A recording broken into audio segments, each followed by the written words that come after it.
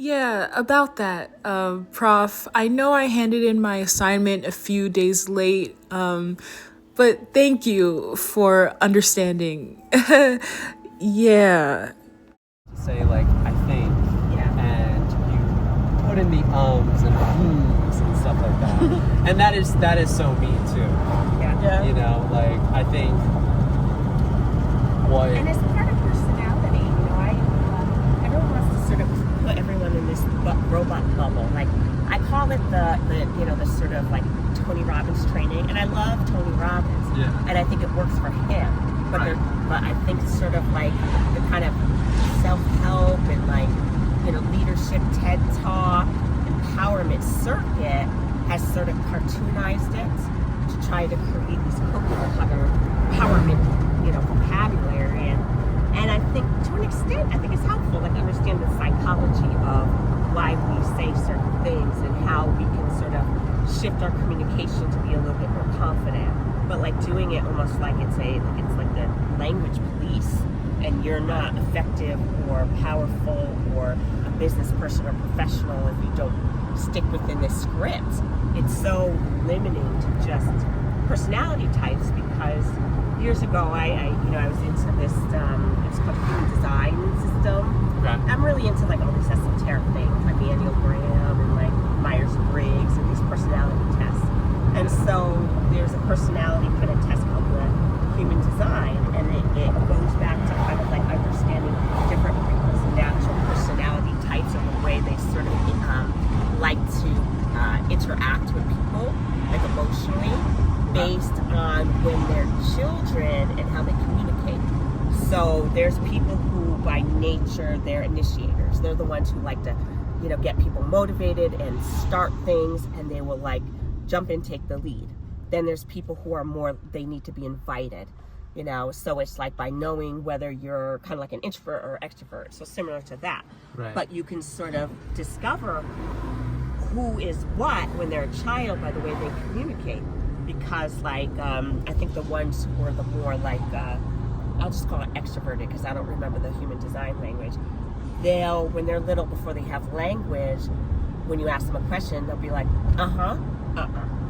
but the other one, other kids will be just like yes, no, and like they have just, or there's some kids who just before they anything they'll be like and so it tells you how they process their thoughts patterns through how they start off their language. And it's similar to like with teaching styles about like are you a visceral learner, are you a kinesthetic learner, are you an audio learner?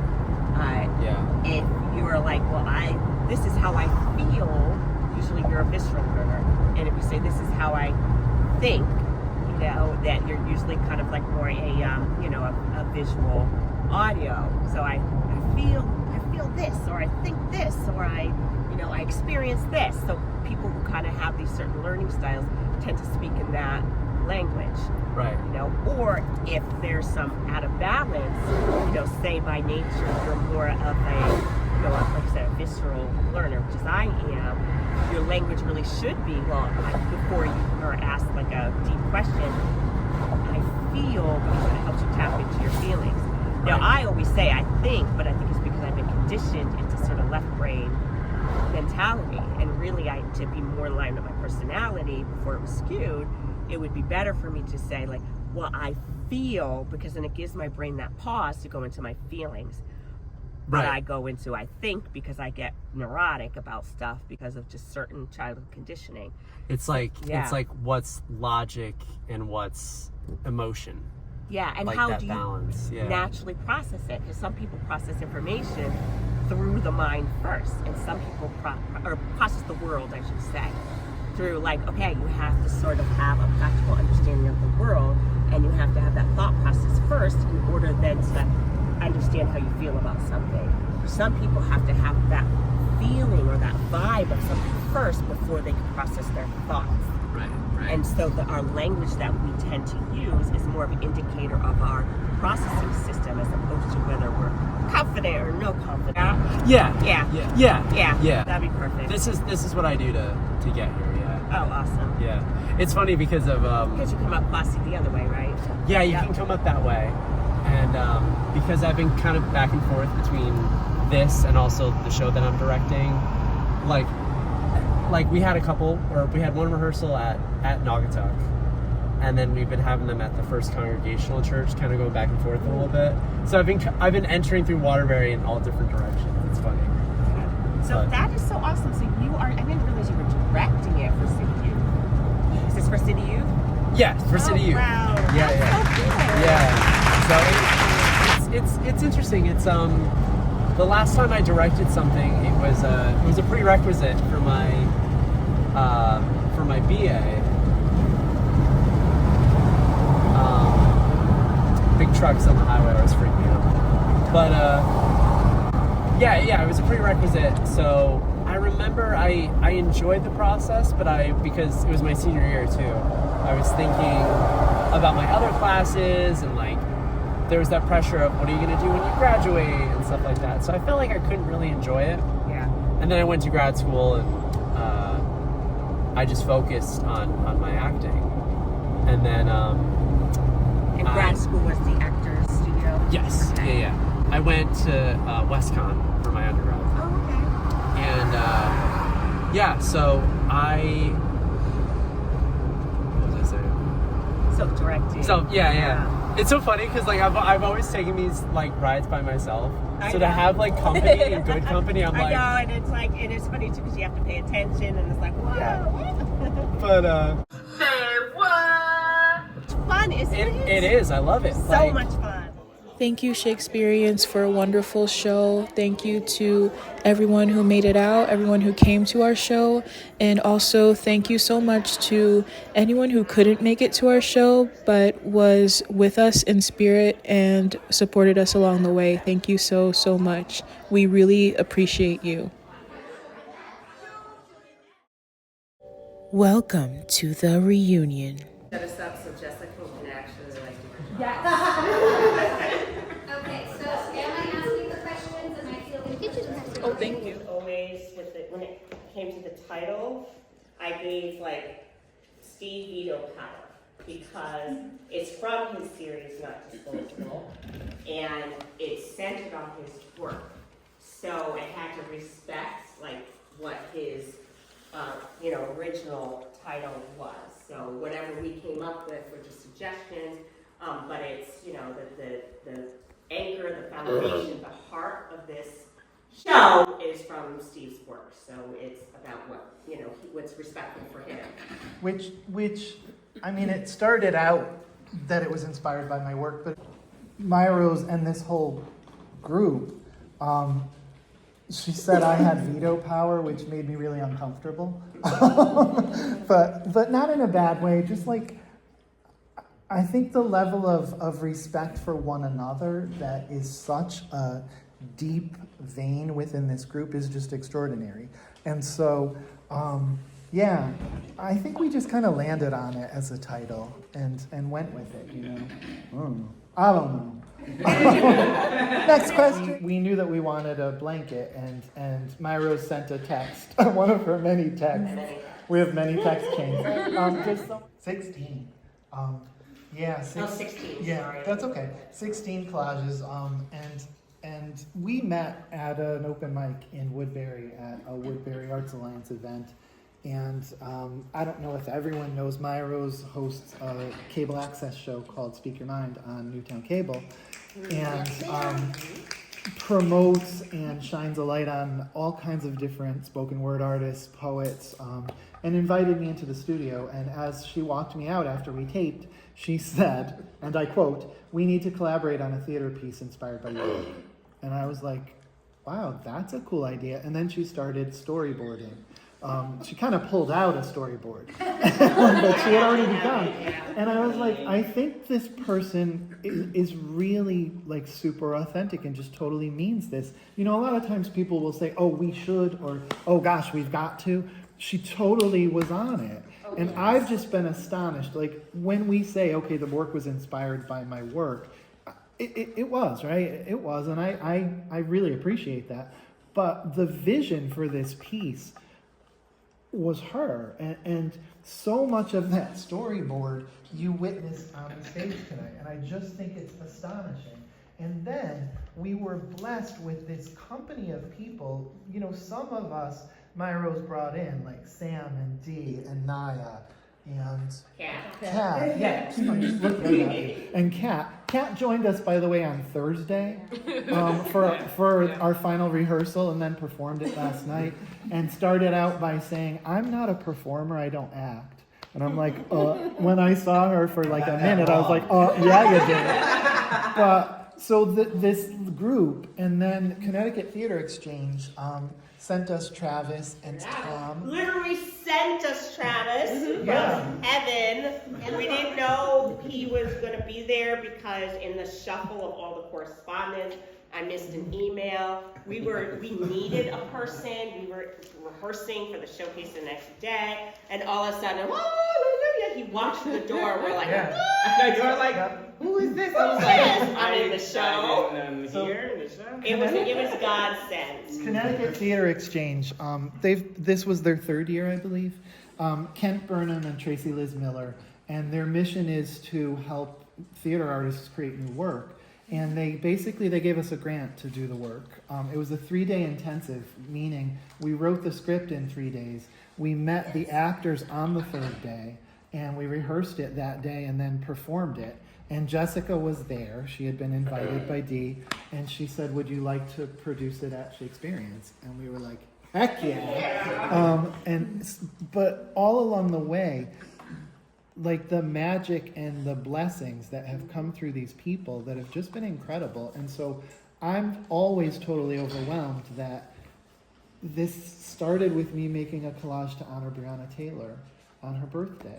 And I could never have conceived of all of the things that came next, you know? And so, amen to you and to all of you. You just have added so much to this process. Amber joined us really recently too, because the person who was playing Ayanna for Connecticut Theater Exchange couldn't be part of this, but graciously became our dance captain, and she met with Amber and taught her the movement.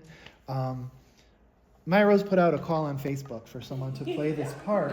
Actually, Naya did. Naya is our social media mastermind. We really need an Ayanna. I was kind of complaining about it, and they're like, She was on it, sharing it. on it. Yeah.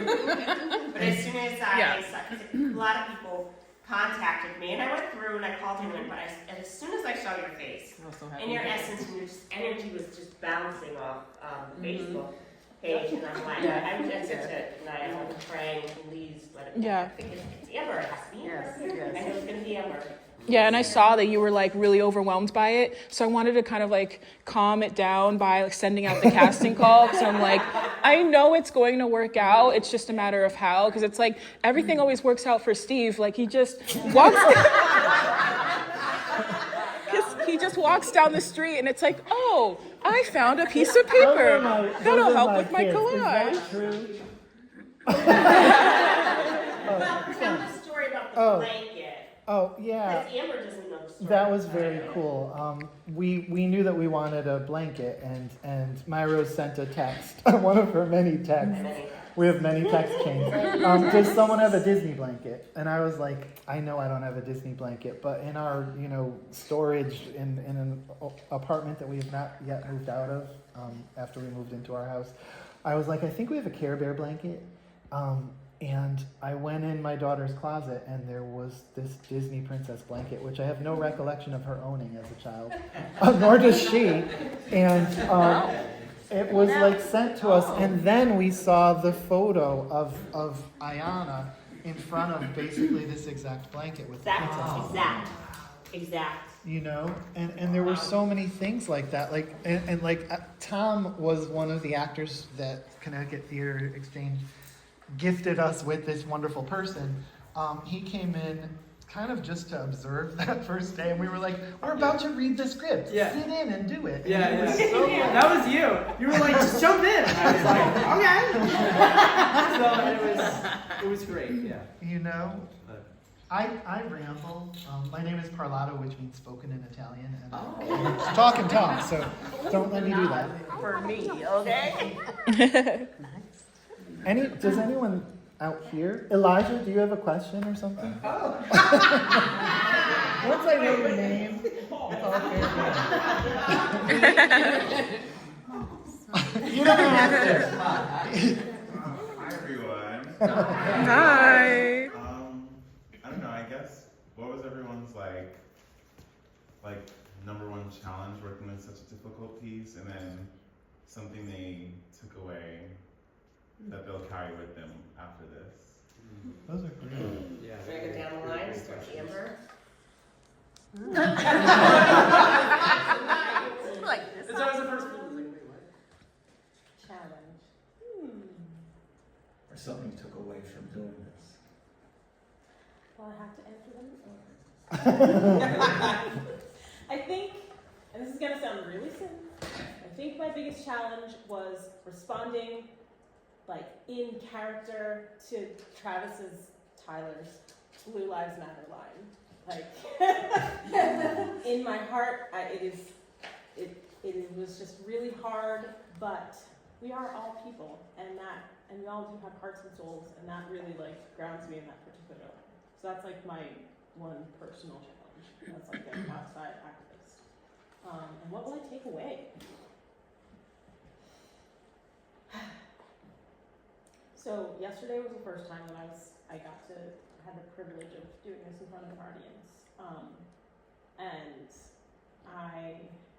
aside from singing the end song like all day and probably like for the next several weeks, I'm going to take away just how impactful it was for the audience. Like, you guys responded so well to the piece and in ways that I didn't really expect. Especially this gentleman here who is now our videographer. What you said yesterday really touched me because, like, the piece is powerful to me, but I didn't know that it would translate for the audience necessarily. So it's just really beautiful to see. That's it. Your turn. It's a similar takeaway. How accessible this play is. The people that I invited last night were talking to me on the phone for hours today about all these issues. I'm exhausted. Just telling their stories and trying to understand this play and saying they were never exposed to the things that we saw in the video. And it took them to the end of the play to realize what was happening, and then all day to think about it.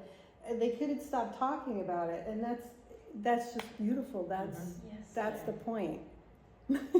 So I love that. And I also like the idea of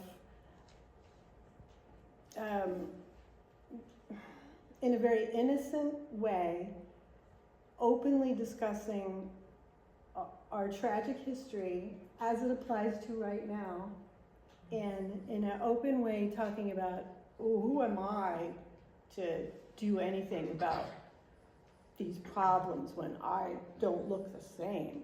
And to me, that is not the question. The question is, who understands and who's willing to help?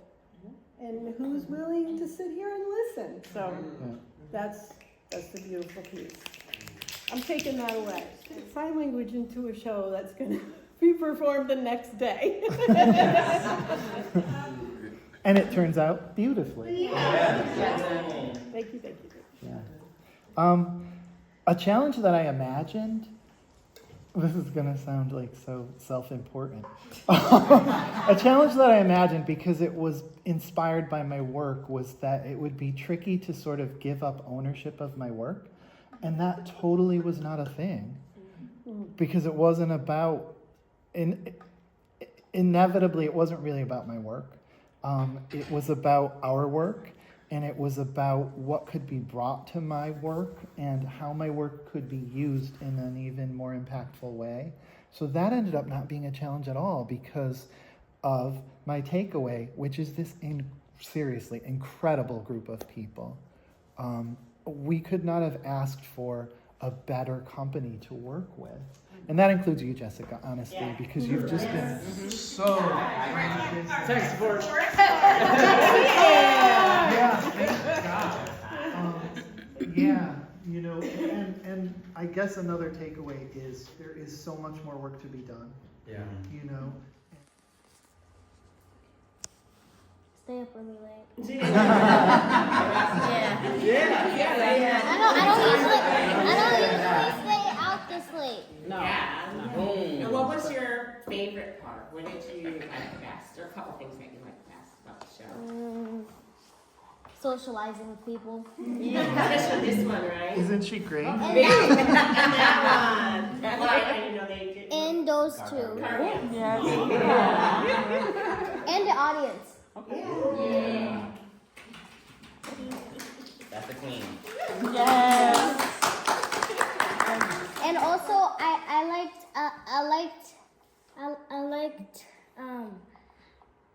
liked that scene where me and they were like together and we're playing with marionettes. Yeah. Aww, I love doing, it's not patty cake, but it's very mad at you.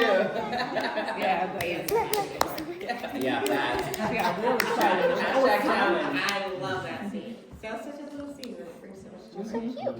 Yeah. It's cute. Yeah. Love you, bro. All right, so the hardest part was getting here on time. Even though we had our limousine driver. Yeah, but I get out of work like this much time to get ready, and then got over here. Today was better. It's nice and relaxing. But as when I do poetry, right? It's always nice when someone can relate, or you feel like it. Like Elijah said, it made me cry, it made me laugh. You know, all these different emotions, and that's what you want to do with stuff like this. It's just the same. When Maya Rose said, "I'm gonna do something with poetry," I was excited, and then I was so excited. I was like, "Here's my poem." And she was like, "That's the grand finale." I was like, "Ooh." So I was like, "Oh, okay." But yeah, just like everyone said, like just the relationship that you build with the cast, like that's my favorite part. Like, and watching them do their thing, like that's my favorite. Oh. Yeah. What? You have something else to say? Yeah. Also. And also. Go ahead. Hey, my slot is your slot. Go ahead. And also, the hardest, another hardest part of this is I'm gonna miss everyone after the show. Until the next We're gonna show. do it again. And also, the hardest part is when I get hungry and we don't have enough snacks. That's a lot. She got a whole bunch of snacks now. I saw that it was. I saw a difficult part for Anaya was the crying scenes. Oh. I saw that. Like Anaya was, Anaya was covering her ears. She couldn't take me crying, Marcella crying, you crying. Like it was just like, nope, don't want to hear it. So I kind of was like, yeah, this is the part. And so that was difficult for you, right? That was difficult for me too. Your crying scene. Oh, that was a little intense, huh? Well, that leads me to my most challenging part, which is not breaking down when you are breaking down over the blanket. For me, Pastor Tony's final sermon, reading Ayana's braids, and Tyler crying. Right into Myrtilla, the actual court case.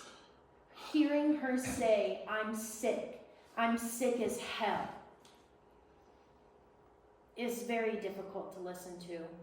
Followed up right into Dee's portrayal of Myrtilla, sobbing over this last portion of her granddaughter, the only tangible thing that she has left of her granddaughter. Every time, it's so hard for me to not also break down crying, because we're technically backstage at that point, and I'm not supposed to be really showing emotion. And that has always been that way since the first rehearsal we did at Connecticut Theater Exchange. I was like, yeah. The first time Dee did Myrtilla in that scene, it broke me. Yeah. And that leads into my takeaway, which is the emotion.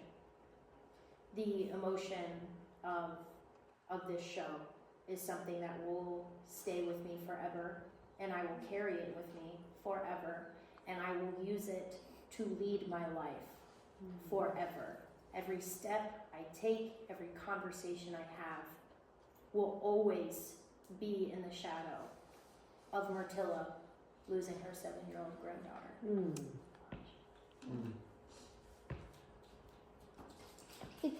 Yeah. Right? Goosebumps and like you want to snap like it's a poem. Like what? Because like when you're crying, I know it's fake, but it sounds real. So like. True. It sounds like she sounds when she's actually crying in real life. Actress on the scene. It's an actress on the scene. It's very rare. Very rare. Very rare. I don't cry. That's why it hurts. If you cry a lot, It's very it's rare alright. around us. Absolutely. A good actor. I mean, I act a little bit, you know. Cause my mom was like, this is they're putting on the thing, and I'm like, Yep. Yeah. Is that Cheryl? Prof? Yeah. Prof. First off, I want to like. What did you say? Teach. I don't like teach. Well, there's like that It's Prof. the show that I'm directing with the kids. There's a teacher in it, and I call them Teach. Yeah, because you're old. Yeah. They teach, and they're like. I just want to leave with a disclaimer that I'm very much like every man, and we've talked about this where I talk a lot with like,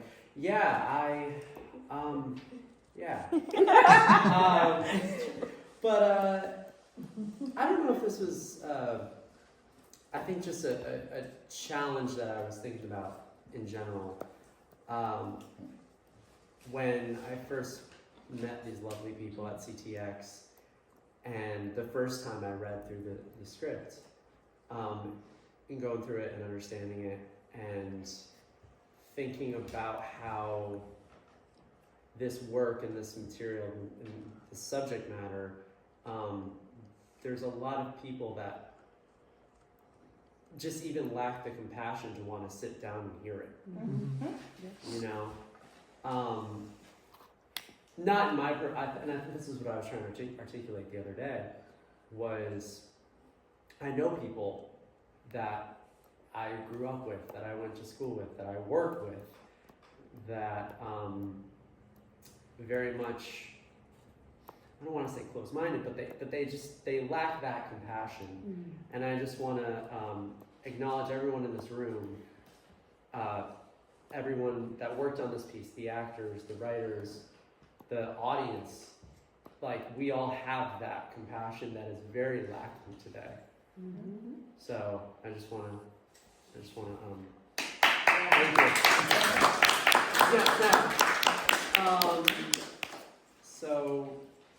So I was thinking about that, and I remember one of the activities that we had at CTX that you had us do was you had like flashcards, and we had to write words on them. Oh yeah.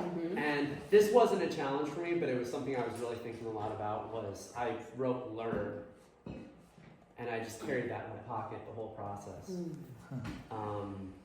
And I kind of had that with me for these last two performances. And a takeaway, I think, aside from the bond that we've shared and that we have all now shared, and that's the beauty of theater, right? Sure. Live theater. And I think this is kind of what has been said before, but is the work still continues. And a dear friend of mine who spoke a lot during the BLM marches in 2020, I remember him saying that, and this kind of goes off with what you were saying, is that these little steps, may they bring us to a place of going in the right direction. So, yeah, that's what I have to say.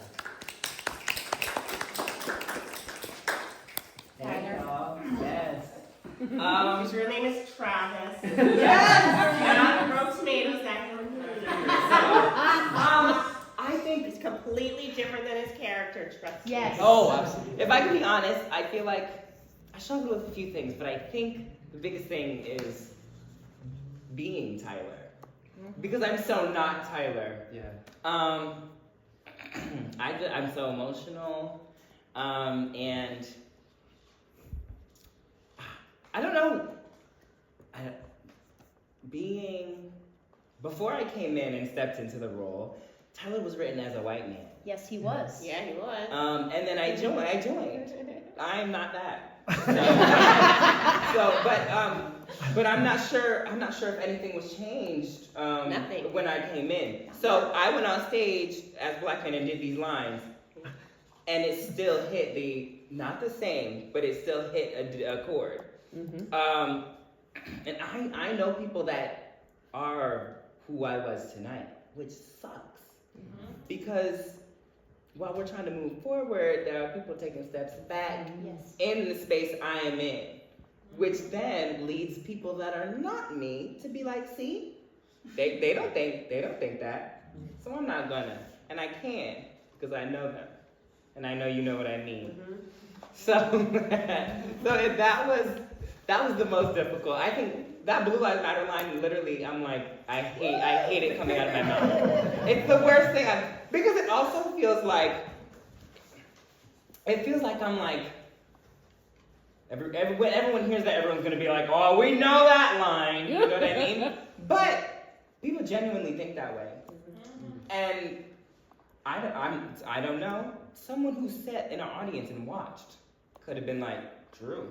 And not said it out loud, but it's something that they're thinking.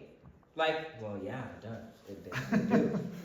So that was difficult. But I think my biggest takeaway is that, as said earlier, that what's the point? This is the point. Because walking in, I was very much like, I felt like we were teaching the basics. As I said this yesterday a little bit. I felt like we were teaching the basics, and I'm 23 years into this, so I'm past basic. You know what I'm saying? I'm at the complex. When I think about these things, I'm thinking about the root. I'm thinking about redlining. I'm thinking about all these crazy things that a lot of people would be like, excuse me, that's not even real. What? So, yeah, I think I had to sit and understand that the audience after the show was like, oh my gosh, like, wow, this is turning something I've never thought about before. So I had to step aside myself and be like, yes, you know a lot, but you have people who don't know as much. And I think this is a perfect show for them to watch, because it gives them that big step of, if they want to be open-minded about it, that big step of, damn, I have to look inside myself. I have to look inside the person sitting right next to me. Because if the person next to me is scoffing at what's being said, I might need to, is that my friend? That can't be my friend. You know what I mean? So I think that in general. Take all your first dates to this show. So that's me. Yeah. And now for Maya Rose. Oh my goodness, I had so many challenges on so many different levels. You know, there was sort of the overall challenge of being kind of like, well, we're all captains, but I say, you know, the navigator. You know, being able to navigate the schedule, the time. Like the time thing is always playing on my head, making sure we are on time and on schedule, and we're, all the dots and, well, not the dots and the T's. Steve takes care of the dot and the T's because Yes, I can't he does. spell. But all the moving parts, so making sure all the gears are going. So that is a bit of a challenge.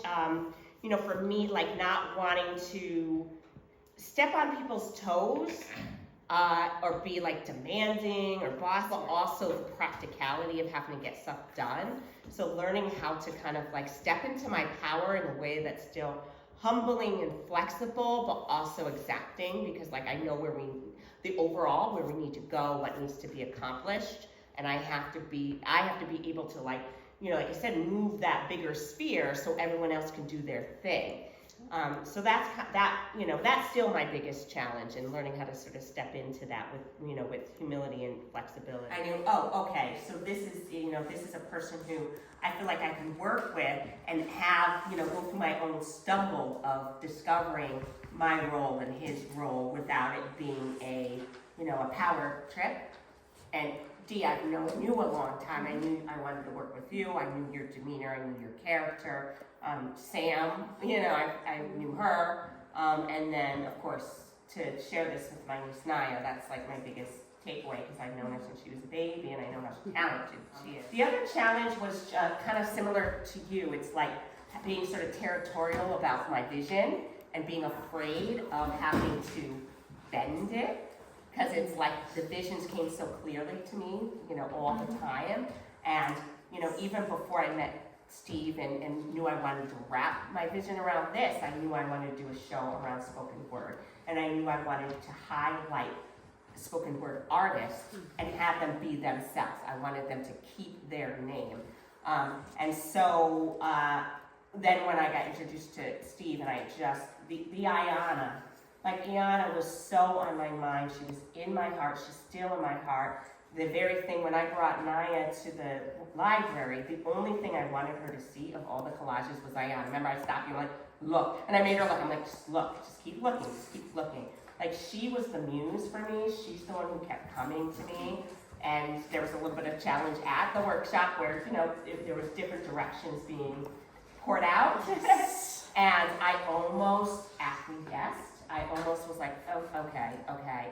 But it was like something in me. I had to really grow a inner strength, and I had some great support to help encourage that, to be true to my vision and know if I'm being true to the core vision, all the little webs or branches around that, I can be flexible about, because this is so different than my original storyboard. But the core of the vision is intact.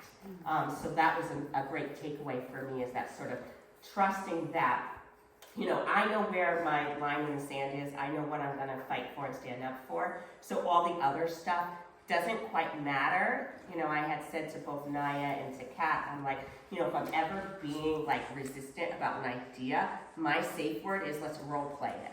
Because if I get it, if I see it, I move it, I get it out in my body, I'm like, you're right, and so I always want to be able to be flexible to that collaboration and melding. And I want all of us to be true to what's our core vision about this piece, and have that while still being flexible to now marrying all those together.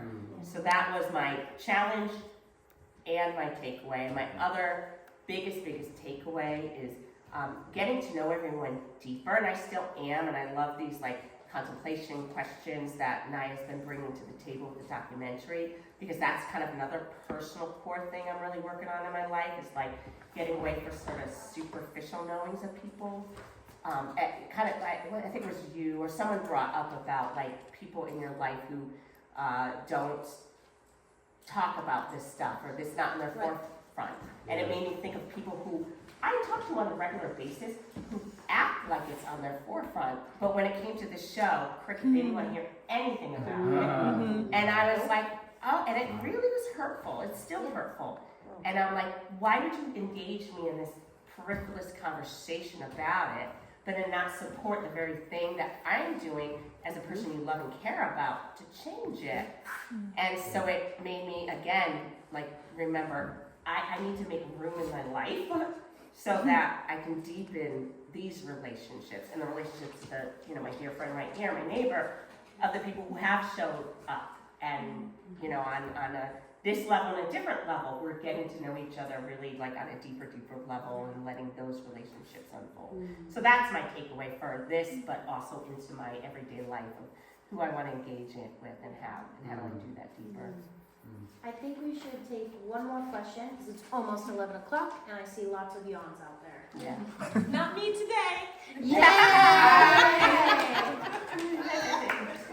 So does anyone else have any questions or any comments that you feel really compelled to share?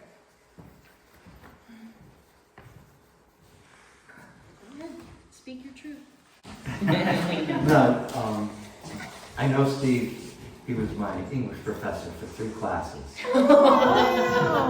That's how Steve and I met, and that's how we became friends. I love that. Yes, He was my English professor for English 102. He was my English professor for young adult literature and my professor for creative writing. Okay, okay, Steve. He opened my eyes to things that, my abilities. But more than that, he was also, we worked together on the Nuckatuck Valley Community College newspaper. And we went in there, and I think this was on your mind, Steve, even though that some of us actually brought it up to you. But we went in there to try and change the paper. We did change the paper to being more of a social advocate. Yeah. And we did all of our front page articles, a lot of our even second and third page articles were about things that were happening in the country at the time. You know, whether it was racial violence or whatever. It was, I think, political. And we were lucky that the president of the college supported us, very much so. So, and Rich was our senior writer. In more ways than one. And the two women who were, well, Nicole was sitting next to Rich tonight. Nicole was one of the voices who really elevated the paper to become a true beacon of social justice work. Yeah. And Julia, who was sitting behind, is the person that is one of my idols as a teacher and as a person. She's just an amazing person. And when I've talked with the group about colleagues of color who have had to work harder to gain respect in the classroom, that's Julia that I'm talking about. The smartest, most adept teacher I know who has had a harder struggle because she is darker skinned. So one of the motivators for me to do this kind of work, those two people really, my colleague, my student, who I noticed the differences in the higher education experience that they were having as opposed to my own and white students. So it was very eye-opening.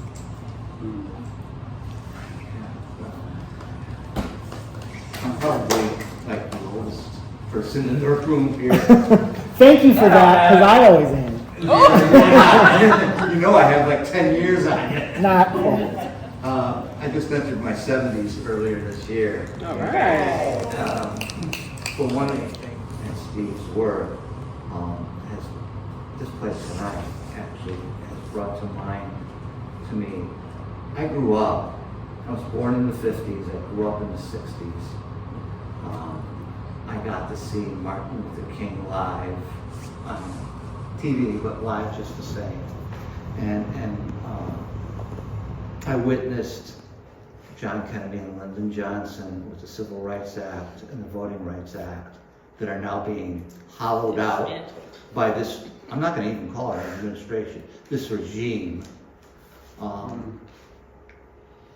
And each time I think that we're making progress, and we have made progress, I guess, you know, as a country, as a community over the years. But every time we seem to take a couple steps forward, we end up getting pushed back. As a people, you know, all of us, and when I say as a people, I mean all of us sitting here tonight. You know, it was Martin Luther King, it was Barack Obama. You know, like when Barack Obama was sworn in, when he won that election that night, I cried because I was like, yeah, we finally made it. You know, we finally made it as a country. We didn't make it because after we didn't make it far enough, I should say. You know, because after 2 terms, we end up with the Orange Man. So, you know, the fight continues, the struggle continues. You guys inspired me to get back into the fight actually tonight. Thank you. Thank